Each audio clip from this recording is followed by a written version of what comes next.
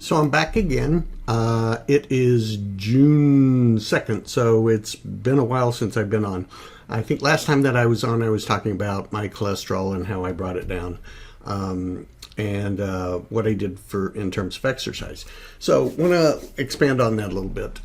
I go to Planet Fitness, so I have my little routine down, and again, everybody has their own. Don't go by mine. Do your own thing. What I do is three things primarily. I do abdominal crunches. Put about 75 pounds on, and I was up to doing 100 each time, 10 sets of 10. I wasn't able to do it today, and I'll explain that in a bit. I also usually do about 30 bench presses at about 70 pounds.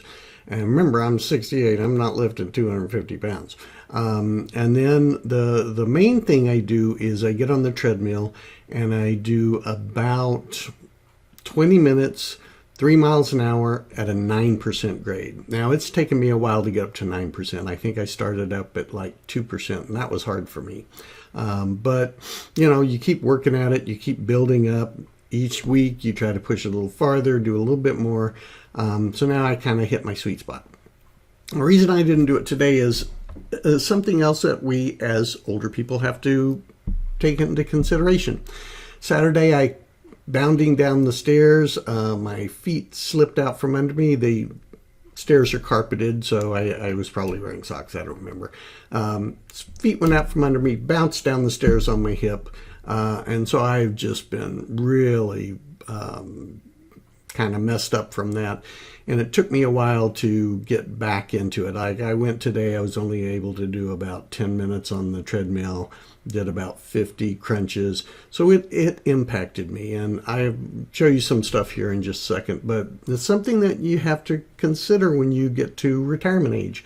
You don't want your retirement screwed up because of something stupid like falling down the stairs. So I have to be more careful on things like that.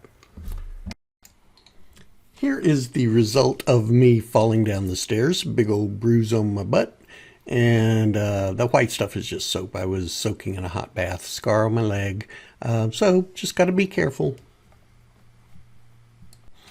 So I talked a little bit about part of the exercise I get is from gardening. And, you'd be surprised how much you can get done. I built this little cage for my tomatoes because the squirrels were trying to raid it.